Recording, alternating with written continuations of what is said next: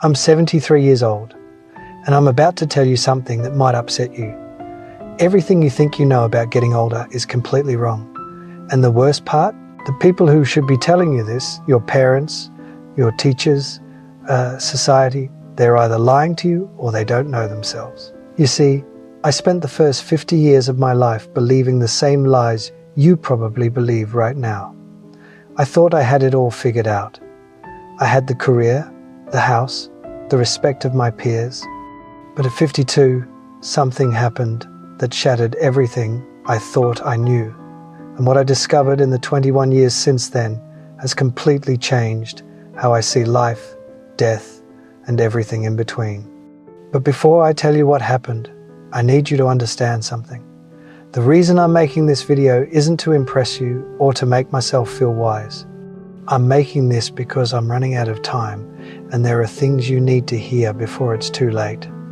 Not for me, for you. At 52, I had what doctors call a cardiac event. That's a fancy way of saying my heart tried to kill me. I was in a meeting discussing quarterly projections when suddenly the room started spinning. The next thing I remember is waking up in a hospital bed with tubes coming out of my arms and my wife crying in the corner. The doctor said I was lucky. I had just come face to face with my own mortality, and they called it luck. But you know what? They were right. Because lying in that hospital bed with nothing to do but think, I realized something terrifying. I had been living my entire life on autopilot. I wasn't really alive, I was just going through the motions, checking boxes, trying to meet everyone else's expectations. And here's the part that haunts me to this day. If I had died that day, if my heart had stopped permanently, what would I have left behind?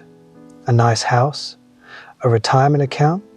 A collection of achievements that nobody would remember in 5 years? Let me tell you the biggest lie you're probably telling yourself right now. I have time. I'll do that later. When I'm older, I'll finally live the life I want. I see young people in their 20s, 30s, even 40s, and they're all saying the same thing. When I make more money, then I'll be happy. When I get that promotion, then I'll relax. When the kids are grown, then I'll travel. When I retire, then I'll finally do what I love.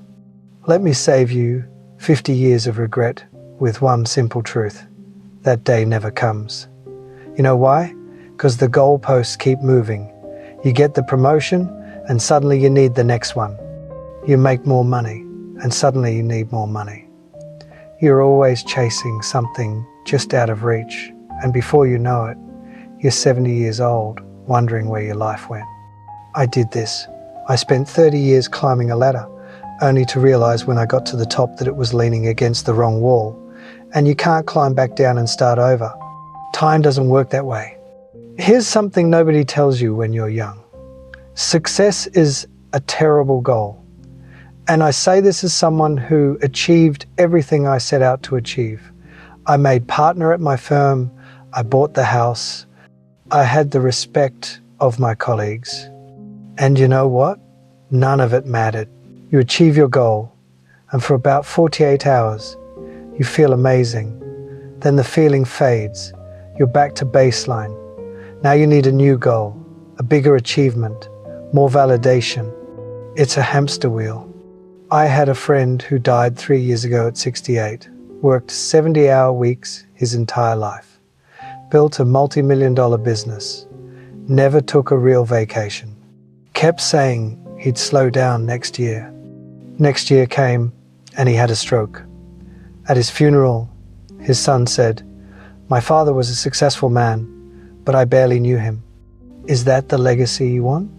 Your regrets won't be about the things you did wrong. They'll be about the things you didn't do at all. I don't lie awake at night thinking about failed business deals. Those don't matter. You know what keeps me up? The trip to Japan I never took because I was too busy. The relationship with my brother that I let deteriorate. The book I always wanted to write but never started. The time I didn't spend with my kids because I was working late. These things eat at you. the missed opportunities, the roads not taken, the love you didn't express, the risks you didn't take because you were afraid, the people you love, your parents, your siblings, your close friends. You think you have unlimited time with them. You don't. And one day, that time will run out. My father died when I was 45. We had a complicated relationship, and I was always too busy to really work on it. I kept thinking we'd have time to talk when I was less busy. We never got that chance. Heart attack, gone within hours. And you know my biggest regret? All the Sundays I didn't call him. All the times I was too tired to drive over for dinner. All the little moments I let slip away. There won't always be more. After my heart attack, I made big changes. Stepped back from work. Started saying no to things that didn't matter. Started saying yes to things I had put off for decades. In these last 21 years, I've learned more about life than I did in the previous 52. What matters is embarrassingly simple. Time with people you love. Work that feels meaningful to you. Experiencing things, not owning things. Creating memories. Being present. I know it sounds simple. When I was your age, I would have rolled my eyes. Sure, but I have bills to pay. And yes, you do. I'm not saying quit your job. I'm saying don't sacrifice what matters for what doesn't. Here's a question I want you to ask yourself, and I want you to answer it honestly. If you died tomorrow, would you be satisfied with the life you've lived so far? Not would people be impressed by your eulogy, not did you achieve enough, just would you be satisfied? If the answer is no, then what are you waiting for? What are you doing with your time that's so important that you're willing to gamble your one precious life on it? I'm 73 years old. I've been lucky enough to have good health since that heart attack. But every morning when I wake up, I'm aware that I'm on borrowed time. We all are, really. But most young people don't realize this. They think they're invincible. They think they have forever. You don't. I have grandchildren, 3 of them. And when I look at them, I see the same patterns I see in most young people today. They're stressed, they're anxious, they're chasing things that won't make them happy. They're making the same mistakes I made. And I try to tell them, I try to share what I've learned. But you know what? They don't really listen. Not because they're bad kids, but because they can't. They're living in the storm right now. They can't see the patterns yet. They think their situation is unique, that the old rules don't apply to them. That's why I'm making this video. Because maybe, just maybe, if enough people hear this message, someone will actually listen. Someone will make different choices. Someone will avoid the regrets that haunt people like me every single day. You're getting closer to death. Nobody likes to think about this. But you don't have unlimited time. Neither do the people you love. Your parents, if they're still alive, they're getting older every day.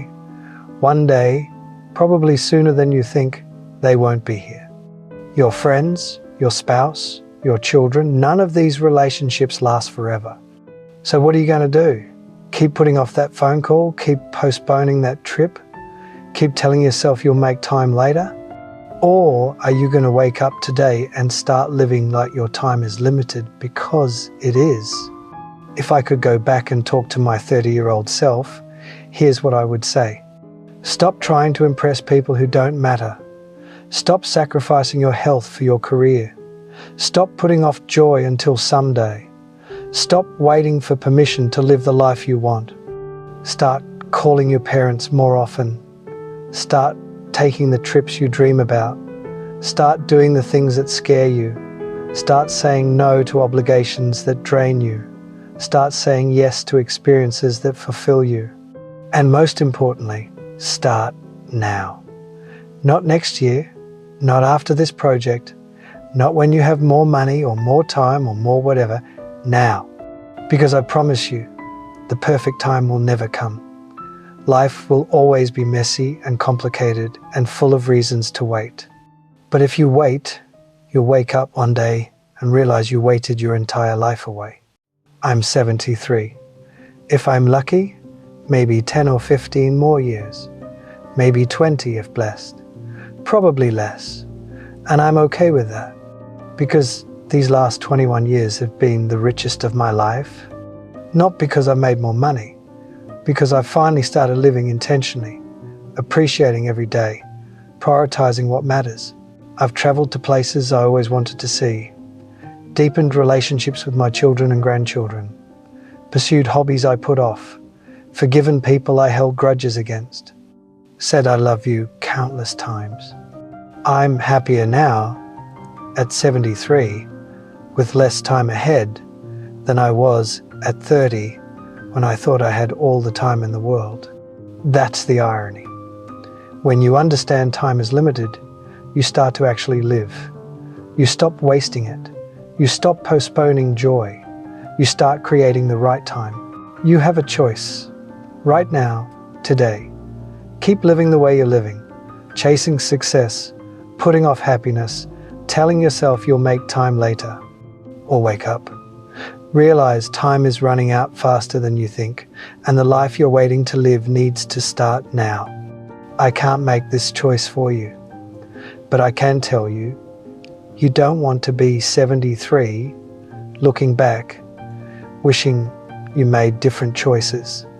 Don't waste 52 years figuring this out. Learn from my mistakes. Live intentionally. Prioritize what matters. Stop waiting for someday. Someday is today. It always has been. If this resonates, share this video, leave a comment, tell me what you're going to do differently. Subscribe, because I have more truths to share and not much time left. The clock is ticking. What are you going to do with your time?